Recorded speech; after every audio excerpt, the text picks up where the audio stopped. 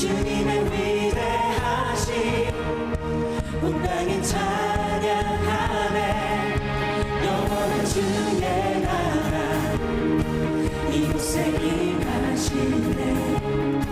한없는 주의 사랑 이곳에 가득하네. 신실하신 주 주님의 은혜 넘치네. 소리 높여 주 찬양해. 위대하신 주님께 온 마음 다해 주 경배해. 크고 놀라우신 주. 우리 한번 빅맨이 주의 영광 온 땅에 비추시네. 주님의 위대하심 온 땅에 찬양하네. 영원한 주의 나라 이곳에 임하시네. 한없는 주의 사랑 이곳에 가득하네.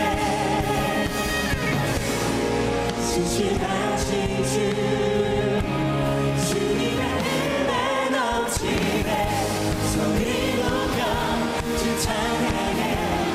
위대하신 주님께 온 마음 다해 주 경배해. 크고 놀라우신 주 소리 높여 주 찬양해. 위대하신 주님께 온 마음 다해 주 경배해.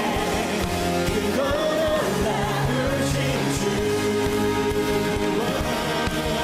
우리 주님 크고 놀라우신 주. 우리 영광의 하나님을 크고 놀라우신 주. 할렐루야. 우리 영광의 하나님을 찬양합니다. 크고 놀라우신 나의 왕을 찬양합니다. 영광 받아주시옵소서. 주님 찬양 받아주시옵소서. 할렐루야. 아멘. 하나님의 나라 내 삶에 임하소서. 하나님의 나라 내 삶에 임하소서. 이 제목의 말씀을 가지고 함께 하나님의 은혜를 나누겠습니다. 저를 따라해 보시겠습니까? 하나님의 나라 내 삶에 임하소서. 한 번 더 하겠습니다. 하나님의 나라 내 삶에 임하소서. 그 은혜를 누리기를 간절히 축복합니다. 우리가 예배 드릴 때 여러 가지 확신을 가지고 예배합니다. 먼저 어떤 확신이 있냐면 하나님이 우리의 이 예배를 받으신다는 확신이에요. 우리가 그냥 예배의 행위로 끝나는 것이 아니라 어떤 미지의 대상에게 우리가 예배하는 것이 아니라 우리가 하나님께 예배한다는 거죠. 우리 예배를 받으시는 하나님이 계시다는 겁니다. 하나님이 우리의 예배를 받으신다는 이 확신이 없을 때 예배가 종교적이 되고 형식에 빠지게 되고 외식적이 되는 거죠. 그래서 오늘 드려지는 이 예배가 하나님께 드려지는, 하나님 받으시는 예배가 되는 줄로 믿습니다. 또 확신이 있다고 한다면 하나님이 나와 함께 하고 계시고 나를 사랑하시는 하나님이시라는 겁니다.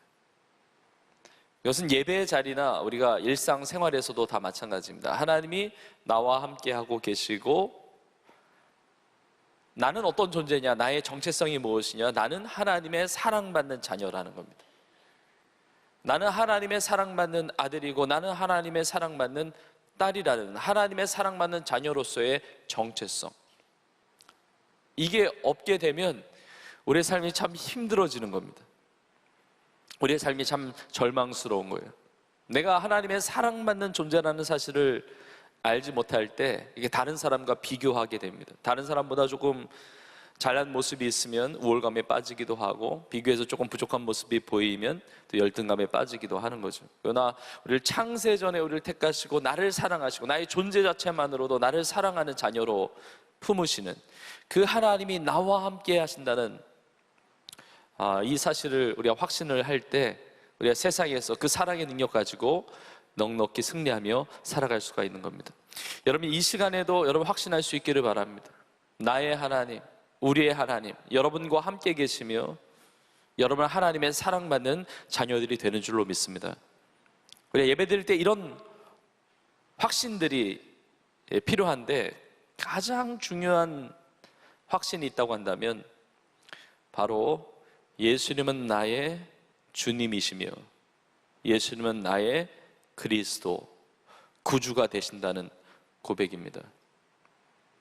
이 신앙의 고백, 이 확신, 이 믿음이 너무 중요한 거죠. 예수님이 나의 주님이시며 예수님이 나의 그리스도, 구주, 나의 구원자가 된다는 것은 예수님 때문에 내가 살았다는 거 아닙니까? 나 죽을 수밖에 없는데 예수님이 나를 살려주셨다. 그러니까 내가 이제 사는 것이 아니라 하나님의 은혜로 사는 거죠. 주님의 은혜로 사는 거죠. 주님을 위해서 사는 거죠. 내 삶의 주인이 예수님이시며 나를 살리신 분이, 나를 구원하신 분이, 그 구원자가 예수님이심을 고백하는 인생은 주님이 다스리시는 인생 아니겠습니까? 그러니까 그 인생에 하나님의 통치가 임하는 거예요.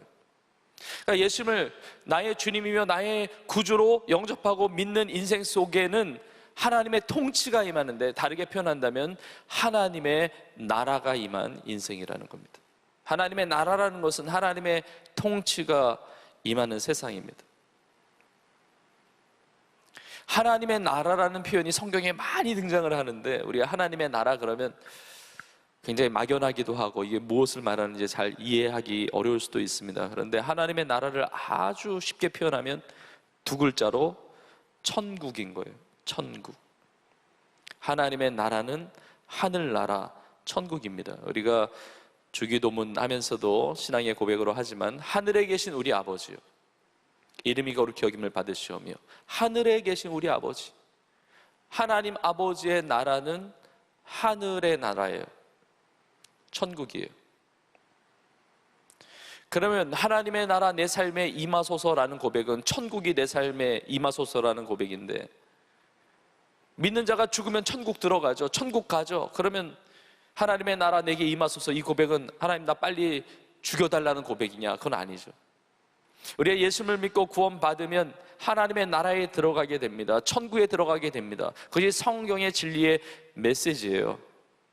자, 그러나 내가 예수님을 믿는 순간 이미 주님과 함께하는 그 인생이 하나님의 나라, 천국이 임한 것이죠. 내 삶에 이미 천국이 시작된 것이죠. 나 완성되는 하나님의 나라를 향해서 나아가고 있는 겁니다.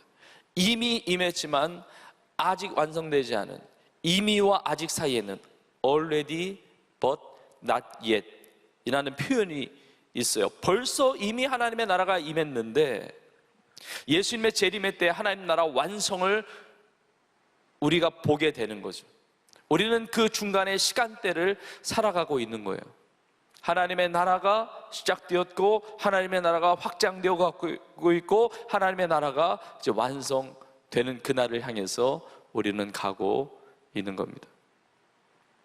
예수님의 메시지의 가장 중요한 메시지는 하나님의 나라에 대한 메시지였습니다. 공생애를 시작하시면서 가장 먼저 선포하신 메시지도 하나님의 나라의 메시지였습니다. 우리가 마가복음 9장을 보았지만 마가복음 1장 15절에 예수님은 이미 공생애를 시작하시면서 말씀하셨습니다. 이르시되 때가 찼고 하나님의 나라가 가까이 왔으니 회개하고 복음을 믿으라.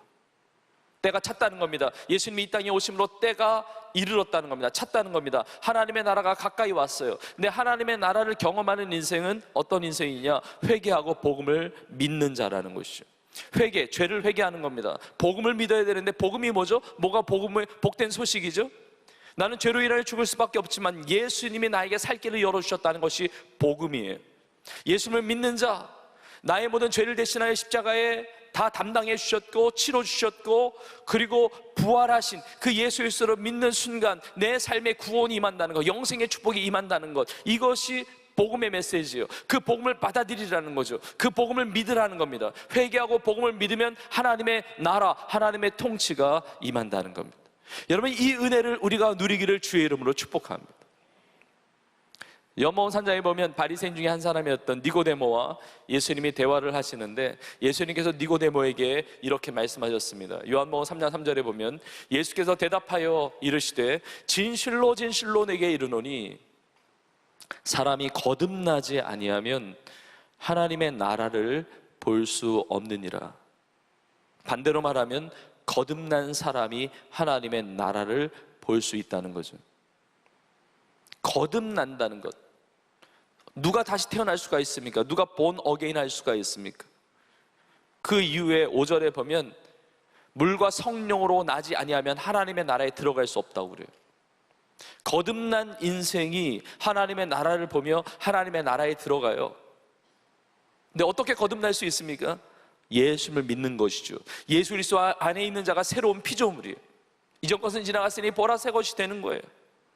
새로 태어난다는 것, 예수 그리스도를 믿음으로 구원받는 거예요. 하나님의 자녀가 되는 것이죠. 하나님의 나라의 백성이 되는 겁니다. 저는 오늘 이 예배 자리에 우리가 함께 모였지만 혹시 여러분의 인생의 주인으로 예수님을 영접하지 않고 여러분의 인생의 구주로 예수님을 영접하고 믿지 않은 인생이 있다고 한다면 오늘 예배를 통해서 예수님을 나의 주님이시며 나의 그리스도 구주로 영접하고 믿음으로 거듭나 하나님의 나라를 보며 하나님의 나라에 들어가는 여러분의 삶이 될 수 있기를 주님의 이름으로 축복합니다. 오늘 본문에 보면 예수님께서 베드로, 야고보, 요한 세 제자를 데리고 따로 높은 산에 올라가십니다. 예수님의 제자들이 여러 명이었는데 베드로와 야고보, 요한을 따로 데리고 가실 때는 어떤 중요한 영적인 사건 그리고 영적인 아주 중요한 신앙의 메시지를 주실 때 세 제자를 동반하셨습니다. 우리가 이미 보았지만 마가복음 5장에 보면 회당장이었던 야이로의 딸을 살리실 때 그때 베드로, 야고보, 요한을 데리고 가셨습니다. 그 치유의 현장, 그 죽음자를 살리는 그 기적의 현장 가운데 이 세 제자를 동참시키셨어요. 경험하게 하신 거죠. 우리가 너무 잘 알다시피 예수님이 십자가에 못 박혀 죽으시기 전에 겟세마네 동산에서 기도하시지 않습니까? 겟세마네 동산에서 기도하실 때 베드로와 야고보와 요한 이 세 제자를 데리고 가셨습니다. 예수님께서는 이 세 제자가 이 기도의 능력을 체험하기를 원하셨어요. 기도를 통해서 하나님 주신 은혜를 체험하기를 원하셨습니다. 예수님이 부르지 않으셨다면 그 세 제자는 겟세마네 동산에 올 수 없었을 거예요. 여러분, 오늘 이 시간에 우리가 예배 자리에 있는데 내가 매주일 예배 드리니까 내가 선택하고 내가 결정하고 혹은 내가 습관적으로 예배 자리에 나와 있다 말할 수 있을지 모르지만 그러나 주님이 불러주지 아니하시면 우리는 예배 자리에 있을 수 없습니다. 주님의 부르심이에요. 특별한 부르심이에요. 왜 불러주셨습니까? 나에게 주실 은혜를 준비하셨기 때문에 나에게 주실 주님의 축복, 주님의 능력, 그 은혜가 예비되어 있기 때문에 준비하시고 예배 자리에 불러주신 거예요. 우리 각자에게 필요한 은혜들이 있습니다. 각자에게 필요한 하나님의 역사하심이 있을 거예요. 저는 오늘 이 예배가 나를 부르신 그 주님께서 예비하신 그 놀라운 은혜와 그 놀라운 능력과 복을 여러분이 누리는 그 아름다운 역사를 경험하는 여러분의 예배가 될 수 있기를 주님의 이름으로 축복합니다. 베드로와 야고보와 요한을 따로 데리시고 이제 높은 산에 올라가셨어요. 이 높은 산이 어떤 산일까? 사람마다 추정하는데 정확히는 분명하게는 알기는 어렵죠. 근데 이스라엘의 산들은 한정되어 있으니까 어떤 사람들은 갈릴리 지역의 이제 남쪽에 있는 다볼산이 이 높은 산이다 이렇게 추정하기도 합니다. 한 해발 580m 정도 됩니다. 이스라엘의 한 선교사님이 이렇게 재미있게 표현하는 걸 들었습니다. 다볼산 위로 올라가면 진짜 사방이 다 보인대요. 그래서 다볼산이라는 거예요. 그렇게 하면 기억하기 쉽죠. 썰렁하긴 하지만 기억하기 쉬워요. 진짜 예수님께서 사방이 다 보이는 다볼산에 제 아들을 다 데리고 가셨는지 그건 정확히는 알 수 없죠. 근데 지금도 이스라엘의 다볼산에 올라가면 이 변화, 오늘 본문의 이 사건을 기념하는 기념교회가 세워져 있습니다. 근데 어떤 사람은 다볼산이 아니라 헐몬산이라고 말하기도 합니다. 근데 설득력이 있습니다. 왜냐하면 이스라엘에서 가장 높은 산이 헐몬산인데 해발 한 2,800m 정도 됩니다. 우리나라에서 가장 높은 산, 북한 지역에 있지만 백두산하고 높이가 거의 비슷해요. 그러니까 설득력이 있죠. 왜냐하면 높은 산에 올라가셨다고 하니까 다볼산에 비하면 훨씬 높은 산 아니에요? 더군다나 또 설득력이 있는 것은 그동안 예수님이 제자들과 함께 계셨던 장소가 빌립보 가이사랴예요. 빌립보 가이사랴 지역에서 예수님께서 제자들에게 묻지 않으셨습니까? 사람들이 나를 누구라 하느냐? 그리고 너희는 나를 누구라 하느냐 물으셨어요. 그때 베드로가 주는 그리스도 신이다라는 신앙 고백을 했고, 예수님께서 그때부터 그리스도의 메시아의 가장 중요한 사역, 복음의 핵심인 예수님의 죽으심과 부활에 대해서 비로소 가르쳐 주시지 않으십니까? 그 장소 빌립보 가이사랴에서 가까운 산이 바로 헐몬산이에요. 자, 그런데 다볼산인지 헐몬산인지 뭐 정확히는 모르겠어요. 근데 그 산에서 예수님께서 변형되셨습니다. 그래서 어떤 산인지 정확히 알지 못하지만 이 산을 변화산이라고 부르는 거예요. 그리고 오늘 본문의 이 사건을 변화산성의 사건이라고 말하고 있는 겁니다. 자, 어떤 산인지 보다 더 중요한 게 있습니다. 왜 예수님이 그 높은 산에 세 제자를 데리고 가셨느냐, 이게 중요한 거예요. 왜 데리고 가셨느냐, 결론부터 말씀드리면 하나님의 나라를 경험하게 하기 위해서, 하나님의 나라를 보며 하나님의 나라를 맛보고 하나님의 나라를 체험하게 하기 위해서 이 세 제자를 높은 산에 데리고 가셨다는 겁니다. 오늘 부분의 1절에서 예수님 이렇게 말씀하시죠. 제자들을 바라보시면서 여기 서 있는 사람 중에 죽기 전에 하나님의 나라가 권능으로 임하는 것을 볼 자들이 있다.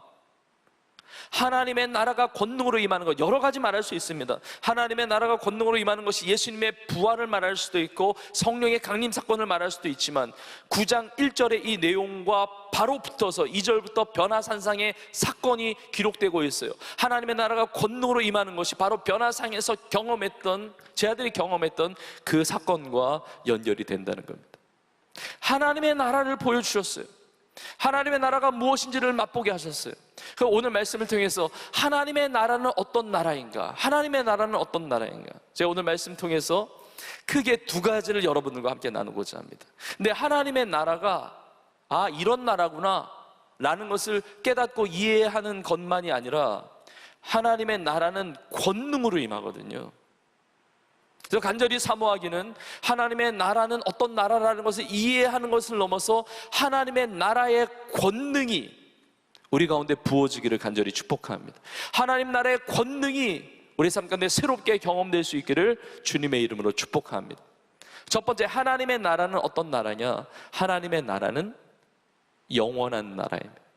한번 따라해 보시겠습니까? 하나님의 나라는 영원한 나라입니다. 그렇죠. 하나님의 나라는 영원한 나라예요. 하나님 나라가 영원하지 늘 들어왔으니까, 우리 찬양했으니까, 그런 신앙을 고백을 했으니까 이런 표정을 보니까 별로 감동이 안 느껴지는 그런 표정이 보이는 것 같아요. 근데 하나님의 나라가 영원하다는 것은 놀라운 겁니다. 하나님의 나라가 영원한 나라라는 것을 통해서 알 수 있는 것은 하나님의 나라는 권능이 있는 거예요. 여러분, 세상에 권능 있는 나라, 권능이 있는 제국 얼마나 많았습니까? 근데 오래 갔습니까? 지속되고 있습니까? 다 무너졌잖아요. 다 사라졌잖아요. 다 지나갔잖아요. 여러분, 성경에 나오는 바빌론 제국 얼마나 권세가 대단했습니까? 페르시아에 무너졌잖아요. 망했잖아요. 메데 바사바 제국에. 페르시아 제국 얼마나 대단합니까? 얼마나 권세가 대단했습니까? 페르시아 제국 무너졌잖아요. 지금 페르시아 제국이 어디 있습니까? 헬라 제국 대단했죠. 그러나 헬라 제국 다 지나갔잖아요. 로마 제국이 어디 있습니까? 다 지나갔잖아요. 세상에 어떤 권세 있는, 권능 있는 제국도 다 지나가는데, 다 사라졌는데, 다 없어졌는데 하나님의 나라는 얼마나 권능이 있는지 영원히 지속되는 나라라는 거예요. 얼마나 놀랍습니까? 너무 놀래가지고 반응이 별로 없잖아요. 네. 도와줘서 고맙습니다. 이런 세상에 그런 표현이 있더라고요. 하다못해 배터리도 오래 가는 배터리가 능력 있는 배터리라고. 배터리 좀 표현이 그렇지만 배터리, 오래 가는 배터리가 능력이 있다고 그러잖아요. 잠깐 능력이 있고 잠깐 효능이 있고, 그러나 사라지면 권능이 아니잖아요. 근데 하나님의 나라는 영원한 나라라는 거예요. 근데 하나님의 나라가 영원한 나라라는 것이 나하고 무슨 관계입니까? 그것이 뭐가 중요합니까? 하나님의 나라가 영원하다는 거, 그것이 도대체 어떤 의미가 있습니까? 하나님의 나라는 영원한 나라이기 때문에 우리는 반드시 하나님의 나라를 위해서 살아야 합니다. 왜냐하면 영원하지 않은 것을 붙들고 사는 인생은 다 허망한 인생이에요. 영원하지 않은 것을 붙들고 있는 인생은 아무리 최선을 다하고 노력하고 열심히 살았다 할지라도 어차피 다 썩어지는 거예요. 다 무너지는 거예요. 다 지나가는 거예요. 전도서에 있는 고백처럼 세상의 모든 것이 헛되고 헛되며 헛되고 헛되니라 그러잖아요. 나에게 주시는 꿈이 몇 년간의 꿈입니까? 우리 대학생들 공부 열심히 하죠?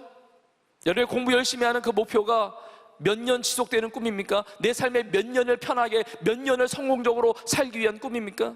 직장 생활하는데 그것이 몇 년간의 꿈이에요? 몇 년, 10년, 20년입니까? 여러분의 노후를 위한 겁니까? 그건 하나님의 나라의 꿈이 아니에요. 세상이 영원하지 않은 것들을 붙들고 살아가는 꿈은 다 무너지게 되어 있습니다. 영원하지 않은 것을 붙잡다 보니까 영원한 고통을 당하는 거예요. 영원한 슬픔이 있는 겁니다. 영원한 아픔이 있는 거예요. 영원한 하나님의 나라를 위해서 살아가는 인생이 영원한 가치가 있는 겁니다. 영원한 복이 있는 거예요. 영원한 능력, 영원한 은혜, 영원한 행복을 누리면서 살아가게 되는 것입니다. 하나님의 나라는 영원한 나라예요. 예수님께서 변화산에서 변형되셨습니다. 변형되셨다고 나와요. 변형되신 것은 뭐냐면 제 아들이 그전에 볼 수 없었던 모습을 본 거예요. 예수님이 바뀐 거예요. 예수님이 바뀌었습니다.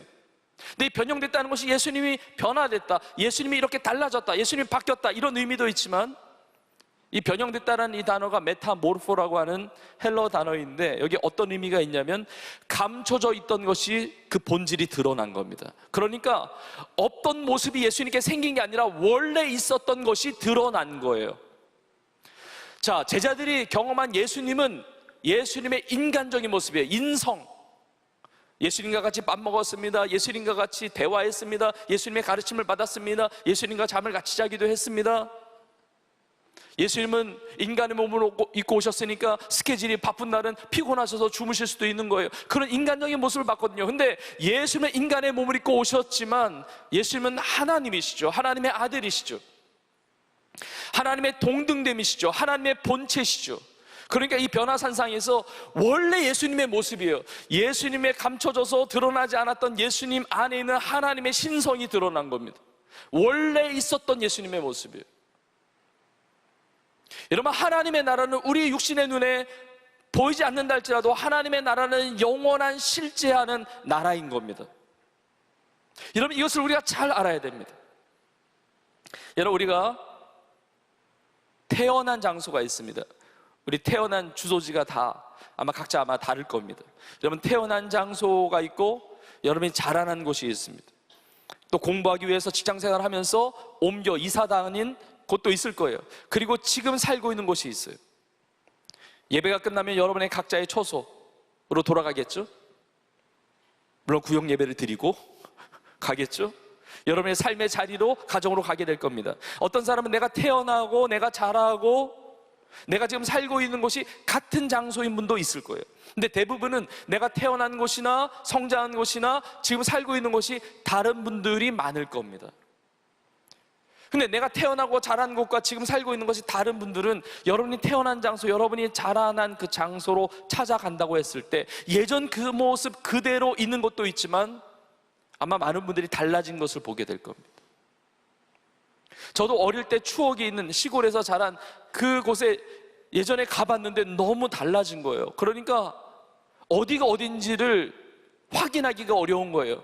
놀던 앞마당이 어딘지, 내가 다녔던 그 길이 완전히 달라졌으니까. 우리나라의 신도시가 개발이 많이 됐죠. 한 번 개발하고 끝나는 게 아니라 재개발 들어가잖아요. 그러니까 그 어릴 때의 추억이 머릿속에 있는 거예요. 현실의 눈으로 보기가 어려운 거예요. 너무 달라졌으니까, 세상이 달라졌으니까.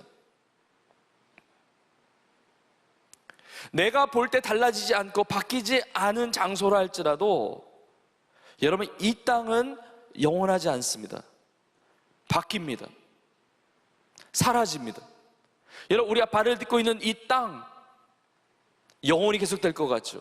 여러분, 예배 끝나고 나가면 하늘을 바라보면, 오늘 날씨가 굉장히 화창한데 하늘을 보면 그 하늘 영원할 것 같죠?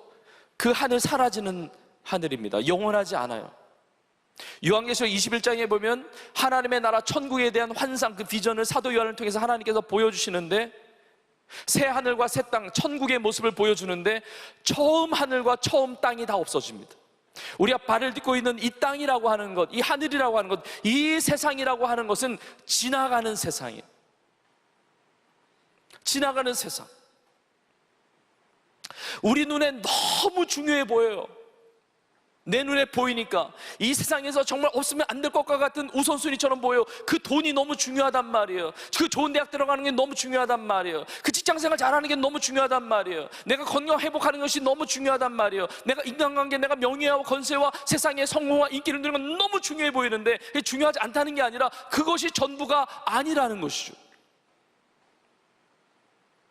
영원한 것이 아니면 내 삶의 본질이 아닌 거예요. 여러분, 우리는 세상 속에 살지만 세상에서 열심히 살고 세상에서 최선을 다해서 사는 것이 성도의 본분입니다. 세상에서 열심히 살아야죠. 그러나 세상에 빠지면 안 되는 겁니다. 세상에 매이면 안 되는 겁니다. 성경에 보면 베드로전서 2장이나 이렇게 보면 우리의 정체성, 거류민과 나그네라고 표현을 해요. 이 세상은 지나가는 거예요. 여기가 천년 만년 살 곳이 아니라는 겁니다.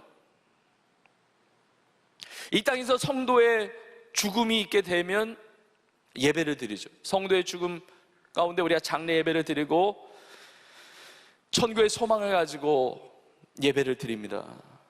사랑하는 이를 떠나보내는 슬픔도 있습니다. 아픔도 있습니다. 그러나 천국의 소망을 가지고 세상이 줄 수 없는 그 하나님의 위로와 하나님의 평강을 누리게 돼요.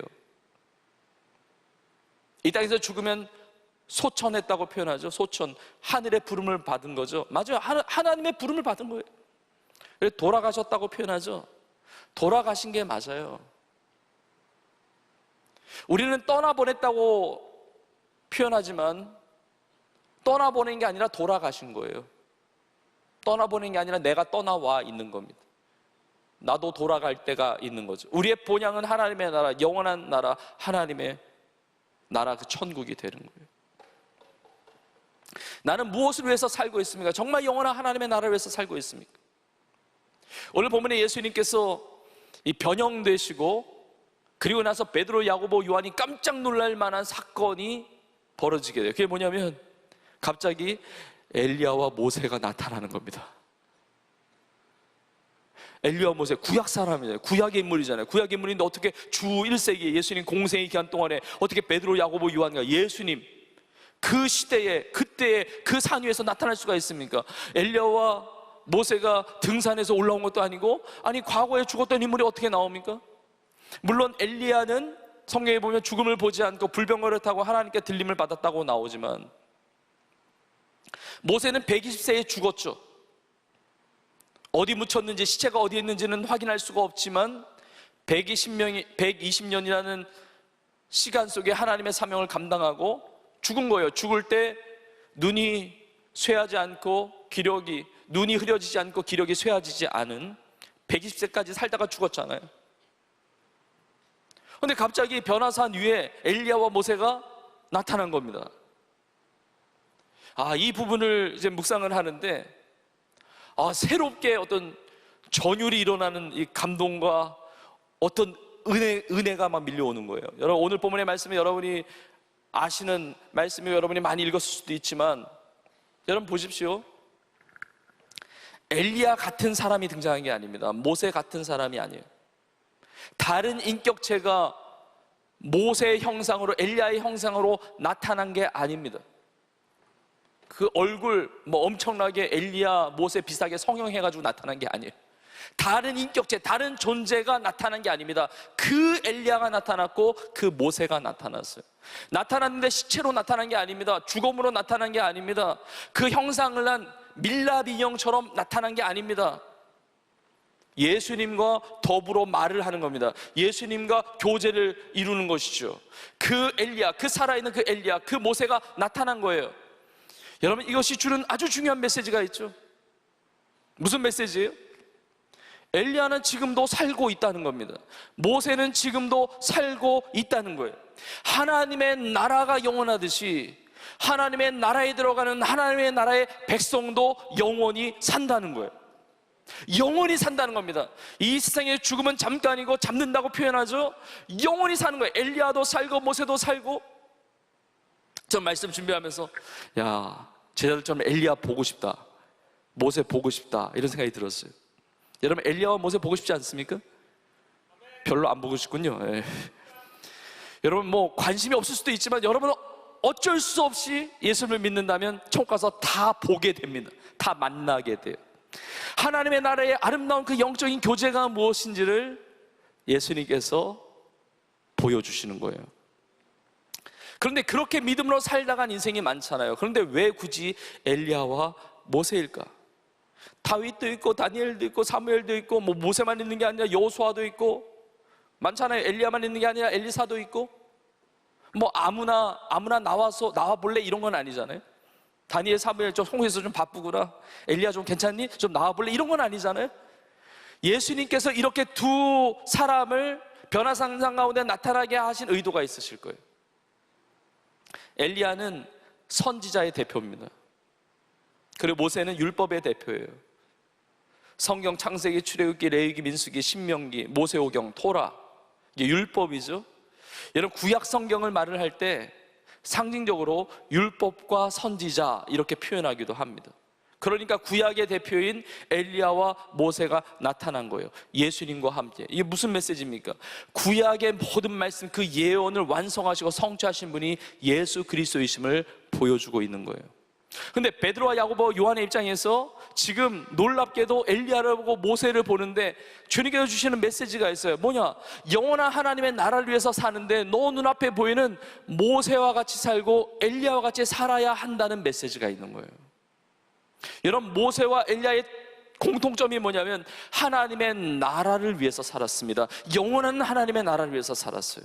이 땅의 나라에 수속돼서 살았지만 영원한 하나님의 나라를 위해서 살았습니다. 모세는 애굽 나라를 위해서 살지 않았습니다. 하나님의 나라를 위해서 헌신한 인생이 되었습니다. 엘리야도 마찬가지. 제가 엘리야와 모세를 지금 차별해서 말씀드리는 게 아니라 성경에 그렇게 나와 있기 때문에 엘리야가 모세와 함께 나온 거예요. 그러니까 엘리야가 사실은 중점이 있어요. 엘리야가 모세와 함께 나타난 거기 때문에 엘리야를 보여주시면서 너희가 엘리야와 같이 살아야 한다는 메시지가 있는데, 엘리야는 어떤 인생을 살았느냐? 엘리야가 살았던 나라가 영적으로 어두운 나라였어요. 그 세상이, 그 시대가 영적으로 너무 어두웠습니다. 아합과 이세벨로 대표되는, 전에도 나누었지만 바알 선지자들, 아세라 선지자들이 득실거리고, 오죽하면 엘리야가 그렇게 하나님 앞에 토로합니다. 주의 선지자가 나밖에 안 남았습니다. 그럼 오늘날로 표현하면 하나님, 예수 믿는 사람이 저밖에 없어요. 지금 하나님을 섬기는 자가 저밖에 없습니다. 하나님 뜻대로 살아가고자 하는 신앙인이 저밖에 없습니다 라고 말하고, 영적으로 너무 어두운 그 세상을 살았던, 그때를 살았던 인물이 엘리야예요. 하나님을 섬기는 선지자가 저밖에 안 남았습니다 라고 고백을 했는데 하나님께서 뭐라고 말씀하십니까? 아니다, 바알에게 무릎 꿇지 않고 바알에게 입맞추지 아니한 7,000명을 내가 남기겠다, 7,000명을 일으키겠다 말씀하세요. 이 자리에 있는 여러분이 그러한 7,000명과 같은 인생들이 되는 줄로 믿습니다. 바알에게 무릎 꿇지 않고 입맞추지 아니한 7,000을 내가 일으키겠다. 엘리야는 어떤 인물이냐면 하나님의 나라는 무너지지 않는다는 사실을 알았던 인물이에요. 하나님의 나라는 끊어지지 않는다. 하나님의 나라는 무너지지 않는다. 하나님의 나라는 대대로 이어진다. 그래서 알았던 인물이에요.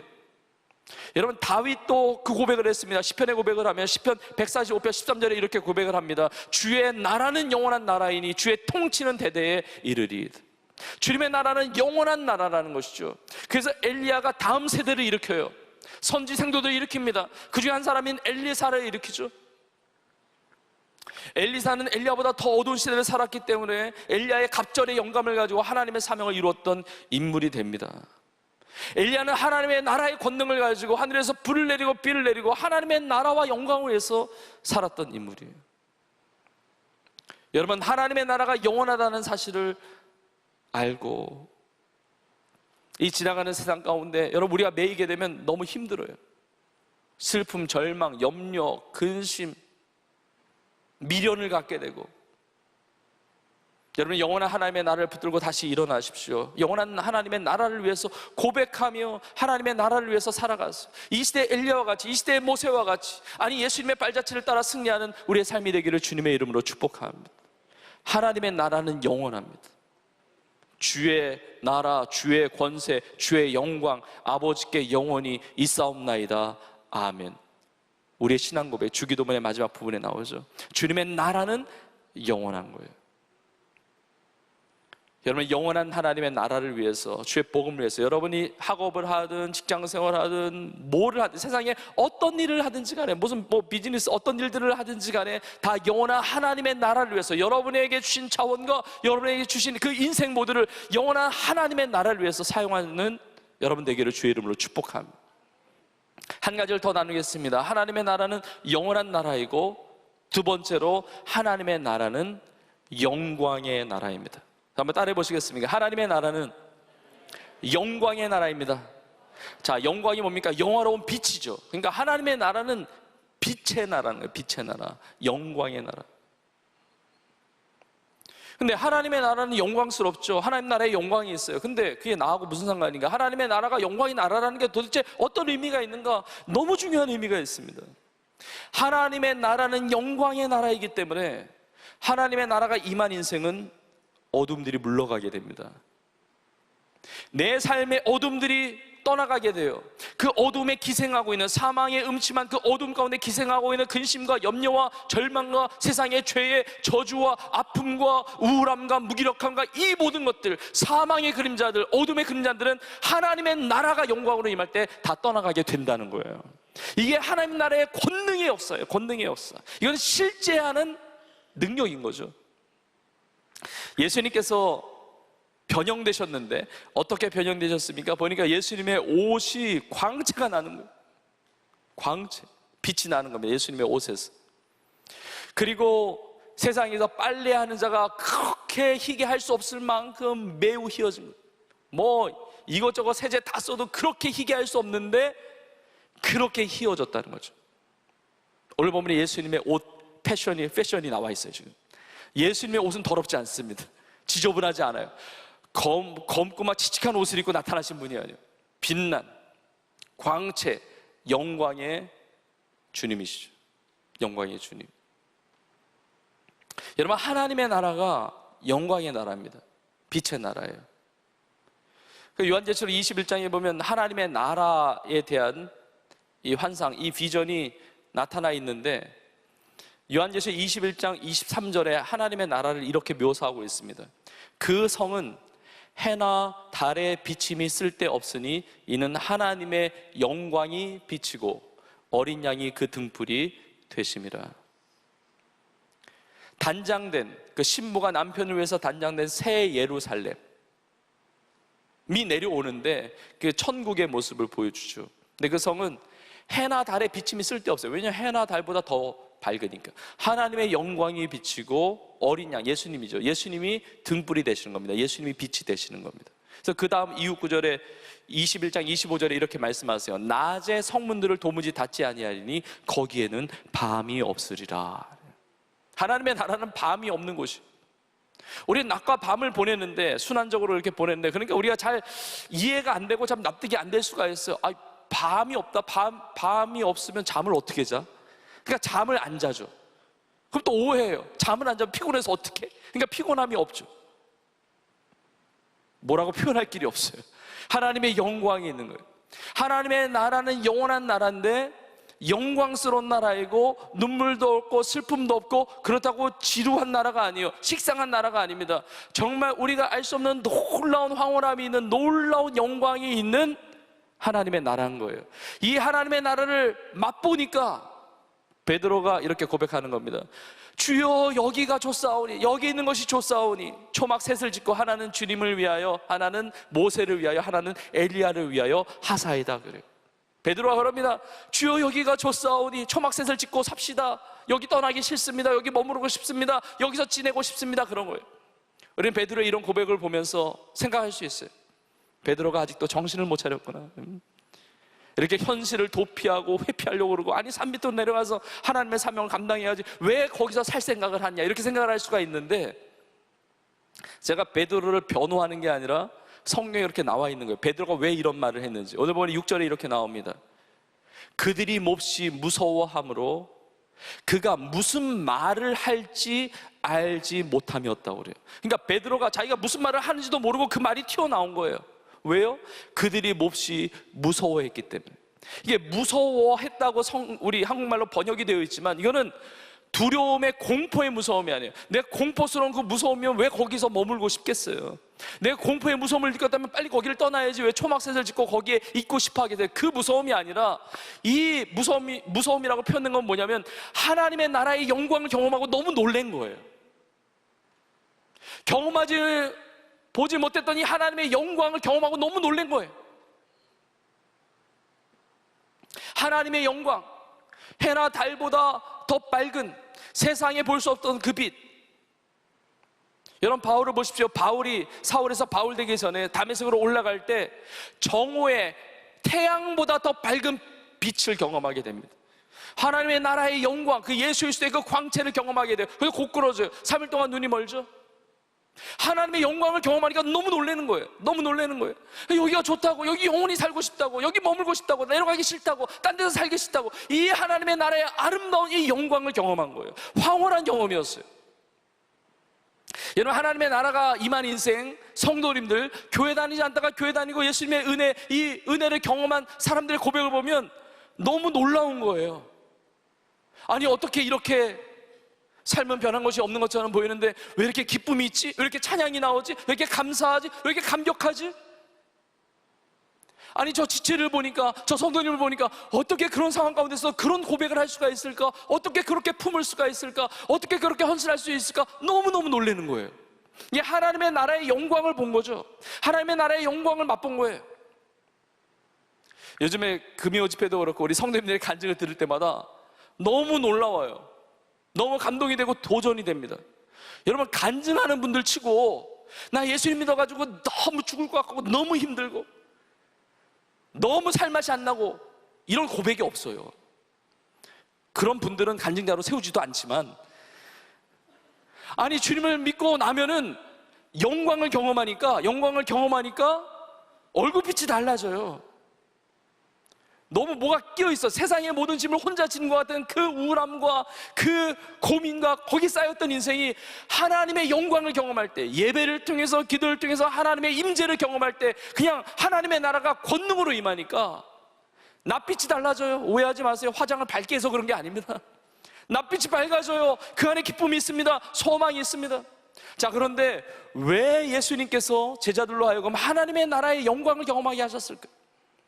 여러분, 하나님의 나라의 영광을 경험하지 않으면 이 어둡고 악한 세상에서 승리하는 삶은 불가능합니다.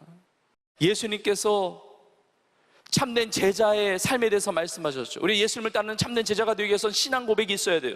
오늘 현재적인 이 고백, 신앙의 고백, 주는 그리스도십니다 라는 이 고백이 있어야 하고, 예수님의 말씀처럼 누구든지 나를 따라오려거든 어떻게 하죠? 자기를 부인하고 자기 십자가를 지고 따를 것이니라. 여러분, 자기를 부인한다는 것, 내가 사는 게 아니라 내 안에 예수님이 사신다는 것, 나를 부인하며 산다는 것, 그리고 하나님이 주신 맡겨진 사명의 십자가를 지고 간다는 것, 우리가 아멘 하면서 받아들이지만 일상생활에서 그렇게 살 수 있습니까? 자기 부인할 수 있나요? 하나님이 주신 십자가를 지고 하나님 나라 위해서 살 수 있나요? 이건 말로 되는 게 아닙니다. 설득해서 되는 게 아니에요. 될 수가 없어요. 하나님의 나라는 말에 있는 게 아니라 능력에 있는 거예요. 하나님의 나라의 영광을 경험한 자가 그 길을 갈 수가 있어요. 하나님의 나라의 은혜를 체험한 자가 그 길을 갈 수가 있습니다. 그래서 주님이 보여주시는 거예요. 주님이 체험하게 하시는 것입니다. 여러분, 많은 사람들이 주의 복음을 위해서 순교를 해왔습니다. 순교. 어떻게 순교할 수가 있을까? 복음을 위해서 내 생명을 버린다고 이 죽음의 공포가 왜 없겠어요? 이 두려움이 왜 없겠어요? 나의 삶에 언젠가 그런 선택의 기로가 있다고 한다면 나는 순교할 수 있을까? 우리는 걱정하고 고민할 수도 있을지 몰라요. 여러분, 그러나 내 힘으로 하는 게 아닙니다. 여러분, 이 땅에 복음을 해서 순교했던 사람들의 공통점이 있습니다. 순교의 현장에서 순교의 그때에 하나님의 영광을 받던 사람들이에요. 스데반 집사가 복음을 전하고 돌에 맞아 순교하는 그 현장에 사도행전 7장에 보면 하나님의 영광을 봅니다. 하늘이 열린 것을 봐요. 하나님의 영광을 보고 예수님이 하나님 보좌 우편에 서 계신 것을 보는 겁니다. 그걸 봤기 때문에 순교할 수 있는 거예요. 그걸 보니까 이 세상이 아무것도 아니거든요. 실제하는 하나님의 나라를 본 거예요. 하나님의 영광을 본 겁니다. 그 영광을 경험하니까 그 능력 가지고 복음을 위하여 생명까지도 드렸던 거예요. 저는 우리가 드리는 이 예배의 현장이 변화산상의 현장이 되어 하나님의 나라가 권능으로 임하는, 영광으로 임하는 것을 여러분들이 체험할 수 있기를 주의 이름으로 축복합니다. 우리가 세상을 능력 있게 살고 싶죠. 세상의 복음의 빛을 비추며 세상의 빛으로 살아가고 싶죠. 그러나 그냥 되는 게 아닙니다. 하나님의 영광을 경험해야 가능해요. 이사야 60장 1절에 말씀하고 있죠. 일어나라, 빛을 발하라. 이는 내 빛이 이르렀고 여호와의 영광이 내 위에 임하였습니다. 아무리 세상의 빛으로 살라고 하더라도 내가 경험한 빛이 없는데 어떻게 빛으로 삽니까? 하나님의 영광이 내 위에 임하였습니다. 하나님의 영광을 경험하는 겁니다. 여러분, 우리가 예배당에서 우리가 함께 모여 예배할 때도 하나님의 영광의 권능이 임하지만, 여러분이 거하시는 가정과 학업의 현장과 일터, 모든 삶의 어떠한 자리를 할지라도 그곳이 하나님의 나라의 영광을 경험하는 현장이 될 수 있기를 주님의 이름으로 축복합니다. 오늘 말씀을 마무리하면서 결국은 엘리야도 사라지고 모세도 다 사라집니다. 그리고 오늘 본문 마지막 절에 이렇게 기록되어 있습니다. 오직 예수와 자기들 뿐이었더라. 이렇게 나와요. 오직 예수와 자기들 뿐이었더라. 여러분, 하나님의 나라의 영광, 그 권능을 경험하면 여러 가지 체험들이 있게 되죠. 여러 가지 이제 경험이 다 다르죠. 우리마다 다 달라요. 그러나 우리는 그 놀라운 하나님이 살아 역사하시니까 신앙의 체험이 없을 수가 없어요. 그런데 우리는 그 체험을 가지고 체험을 높이는 자가 아니라 예수 그리스도를 높이는 자가 되어야 됩니다. 구름 속에서 하늘에서 음성이 들리죠. 이는 내 사랑하는 아들이니 너희는 그의 말을 들으라. 예수님과 예수님의 말씀을 위해서 살아가는 인생이 하나님의 나라의 그 권능을 경험하는 인생이 되는 겁니다.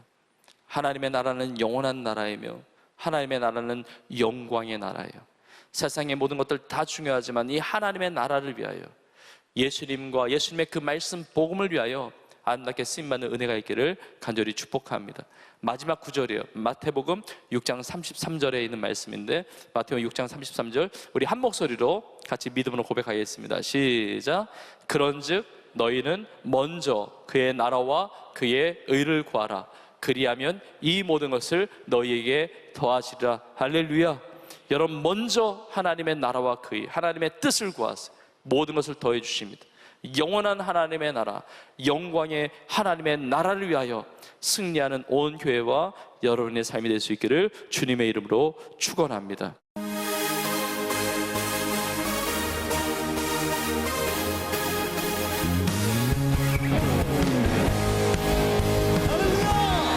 여러분, 영원한 주의 나라 믿으십니까? 우리의 삶 가운데 임하는 그 권능의 나라를 믿음 가운데 바라보면서 함께 믿음으로 선포하며 찬양하겠습니다. 빛나는 주의 영광 온 땅을 비추시네.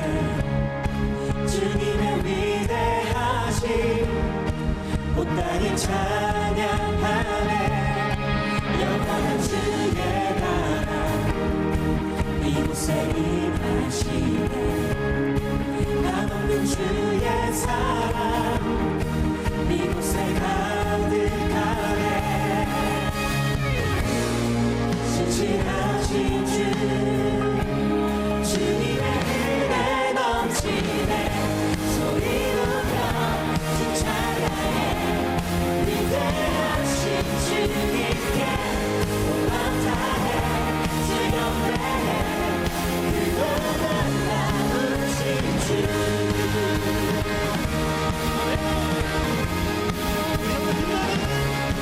빛나는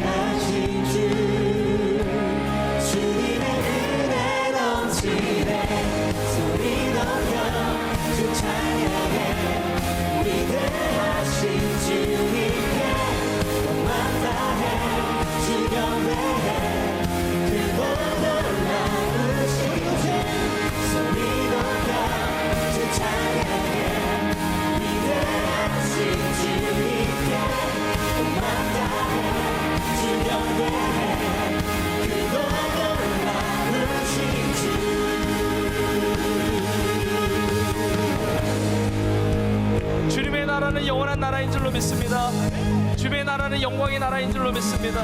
그 영원한 하나님의 나라, 그 영원토록 우리의 삶을 다스리시는 우리 주님의 그 신실하신 은혜를 누리기를 원합니다. 여러분의 삶의 모든 자리마다 하나님의 나라의 영광과 은혜가 가득할 줄로 믿습니다. 여러분 담대하십시오. 믿음을 가지고 사십시오. 여러분의 모든 삶의 자리에 하나님의 나라가 임하고 권능 가운데 쓰임받게 하시는 줄로 믿습니다. 우리 주님 신실하신 주님이세요. 절대 여러분의 삶을 버리지 않으십니다. 여러분을 포기하지 않으십니다. 여러분과 함께 하시며 여러분을 사랑하시는 우리 주님이 되십니다. 그 신실하신 주님을 찬양하며 고백하며 예배하며 여러분의 모든 일상생활 속에서도 승리하는 은혜가 있기를 주의 이름으로 축복합니다. 우리 고백하며 찬양합시다. 우리 신실하신 주님을 찬양합시다. 신실하신 주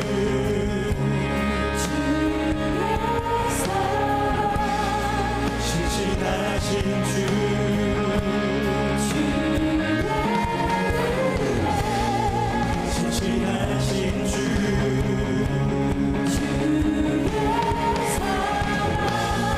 신실하신 신실하신 주님의 은혜 넘치네 소리 높여 주 찬양해 위대하신 주님께 온 다해 주 경배해 크고 놀라우신 주 소리 높여 주 찬양해 위대하신 주님께 온 다해 주 경배해 우리 믿음으로 선포하며 소리 높여 주 찬양해 소리 높여 주 찬양해 위대하신 주님께 온 다해 주 경배해 그곳 소리 높여 주 찬양해 소리 높여 주 찬양해 위대하신 주님께 온 다해 주 경배해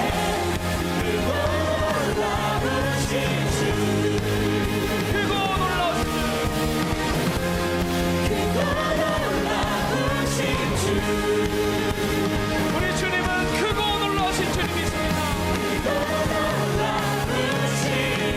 크고 놀라우신 우리 주님 앞에 감사의 박수 올려드립시다.